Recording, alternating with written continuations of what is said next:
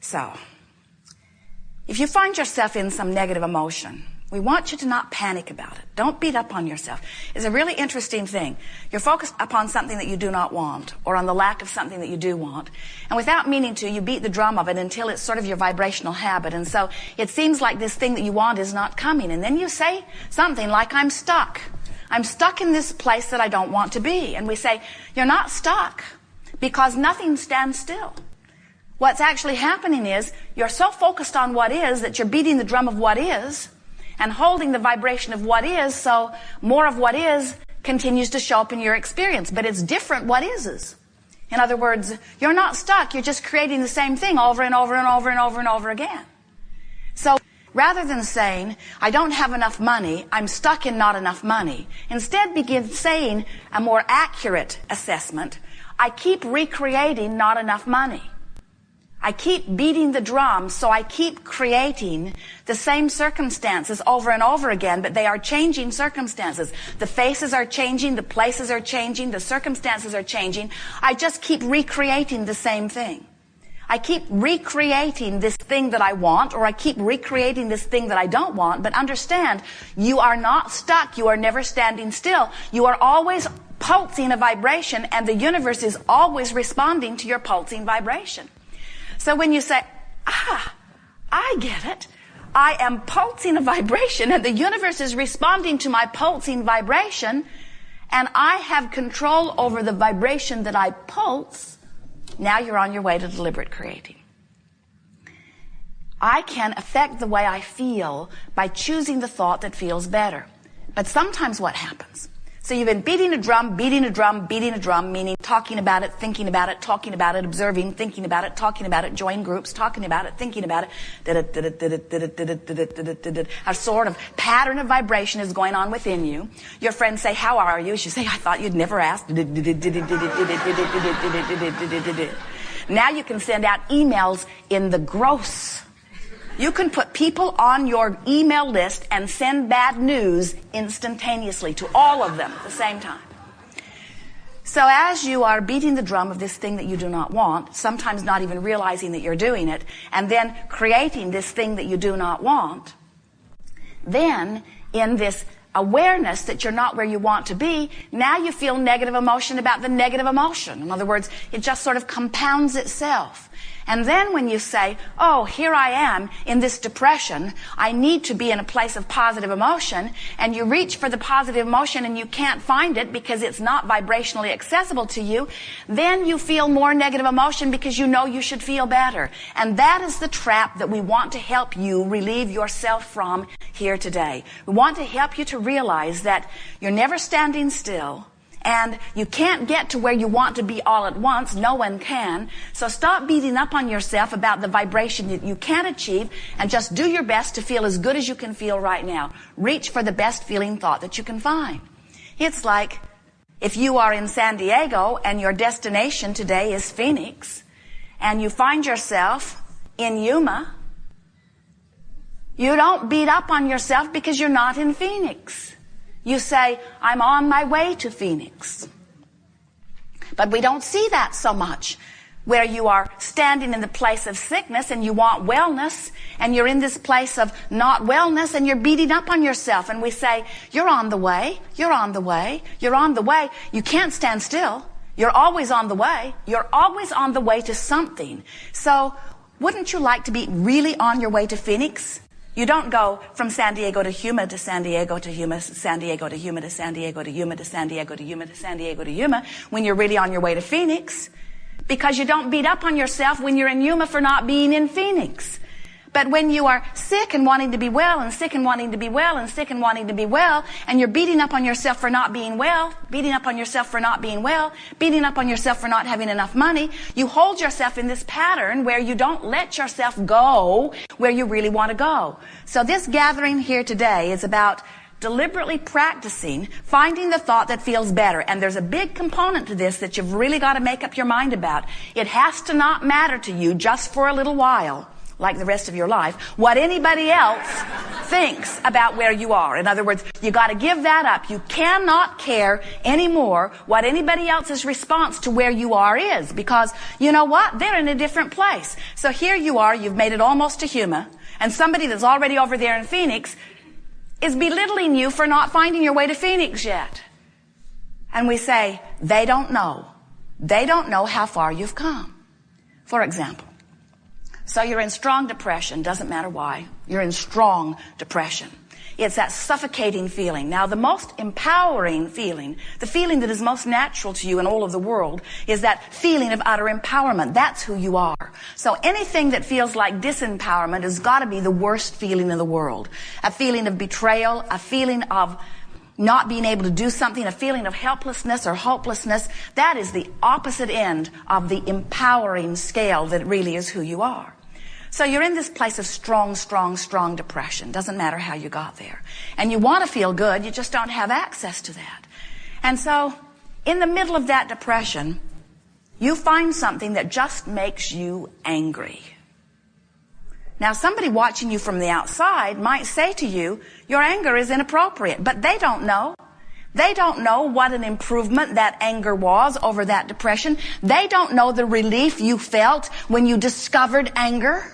They don't know. And if you don't know that the anger is an improvement and you let them criticize you for your anger, you're going to end right up back in depression where you were before. In other words, that's that cycle that we're talking about where you just go back and forth, barely reaching out but not moving on. But when you understand vibrational frequencies, and when you understand the vibrational frequencies the emotions are giving to you, then you understand that you could go from depression to anger while you can't go from depression to ecstasy. And you could go from anger to something that you're less angry about, because when you think about it, there are things that you are so angry about you spit nails, and there are things that you are less angry about. So there's quite a bit of fun range in anger. But then you can go from anger to just irritation or overwhelmment. You can go from overwhelmment to aggravation. In other words, all of those feel much softer than the anger. And then you can go from aggravation even to something that's funny, or from aggravation even to a piece of belief, or to a piece of hopefulness, or from hopefulness to a piece of maybe positive expectation, and from positive expectation to a place of really believing that it's going to be all right. But you don't do that all at once. Now, you are complex beings, because on some subjects you feel a stronger negative emotion, while on other subjects you feel a stronger positive emotion. And of course, if you have the ability to get yourself out of your depression and into a light enough anger that then you have access to some other thought, that's a bridge too. But the thing that we're wanting most of all for you to hear is you've got to stop beating up on yourself as someone else tries to measure you with where they are, because this is not a game where you're comparing yourself to anyone else. This is your vibrational frequency game. Your emotions are about you. They're about you and your relationship to your source. That would be like plugging a toaster in and it's not working and blaming the waffle iron. Well, the waffle iron doesn't work, and so it's probably what's wrong with the toaster. And we say, it's your relationship with your source. That's all it is. It doesn't have to do with anybody else. And the more you try to include others in it, then the more complicated it is. So often you say, and it's true, I would feel better if you would behave differently. And we say, but there's no hope in getting very far in that, because unless they're really little or really powerless, you're not going to have much control over what they do. And besides that, there's more than one of them. Haven't you noticed as soon as you get that one lined up to please you, that one squirts out the other edge and starts misbehaving? And so if your happiness depends upon controlling even one circumstance, you're in deep doo-doo, because you can't control the circumstances. All you have a prayer, and you do, of controlling is your own vibrational relationship with your own source. Esther said to Jerry, I like it when I have really good shock absorbers. And what she means is their monster bus had inadequate shock absorbers for its weight. And shortly after they took it out, about a year ago, they hit a big bump and the shock absorbers lost their power. And then every little bump they hit, they were hitting bottom. And when something that big and that heavy hits a bump, it is a bump. And of course, they took it back to the factory and they put very adequate shock absorbers, so now Esther can wail down the freeway at outrageous speeds and hit all the bumps she wants, and they just fly in the air a little bit, but they're not hitting bottom.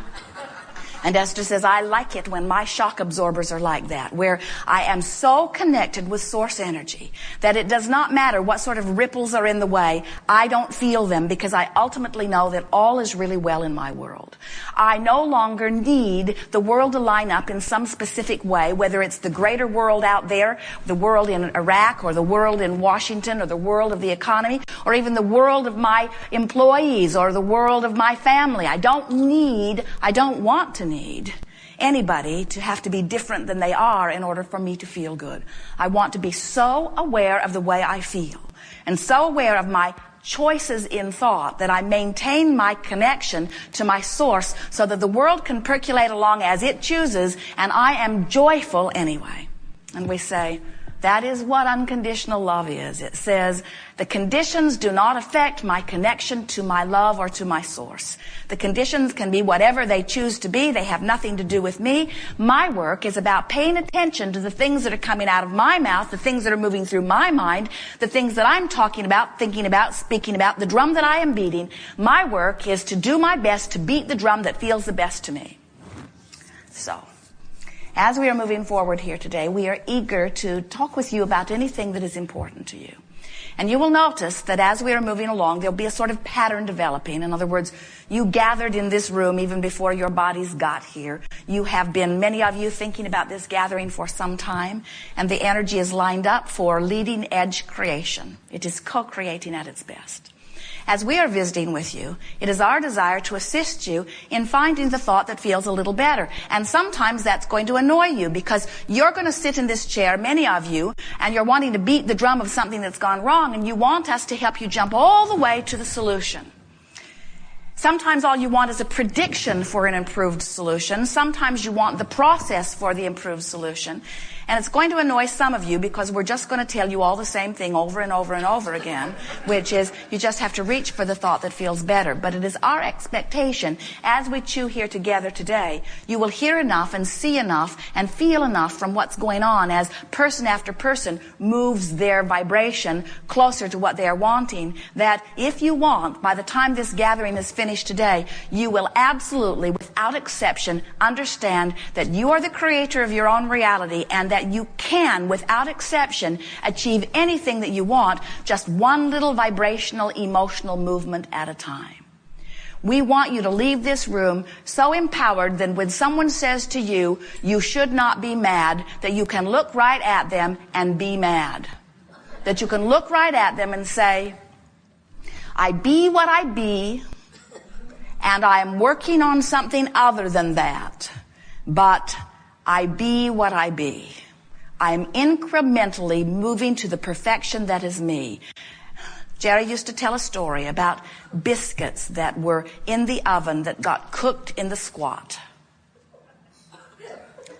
Before they had a chance to raise in the way they were supposed to, they cooked. And they were these flat little biscuits that were cooked in the squat.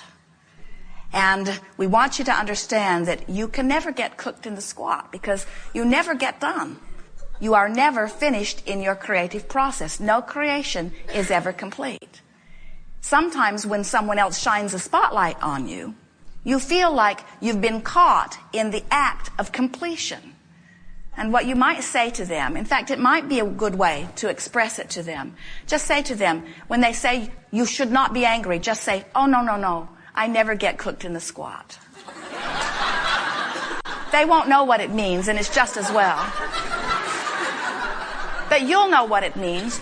You know that you are a work in progress, and just because somebody has taken a look at you in the moment that you are transitioning from an emotion to a better feeling one and a better feeling one and a better feeling one and a better feeling one, only you know that you are making progress about this, you see. And this is the thing that we so much want you to hear. When you know that this anger is a relief from the depression that you are feeling, and you don't beat up on yourself for being angry, but instead you pat yourself on the back because you made a good choice, you've made progress, and now you can stabilize where you are. You don't have to go back into the depression. Do you hear the difference? And now when you stand in the anger, and you know anger isn't where you want to stay, so you're reaching for mild annoyance, and you find it, even though mild annoyance is not your goal, it is better than the anger that you felt, and you know you've made improvement, and you can pat yourself on the back and stabilize. Can you feel that?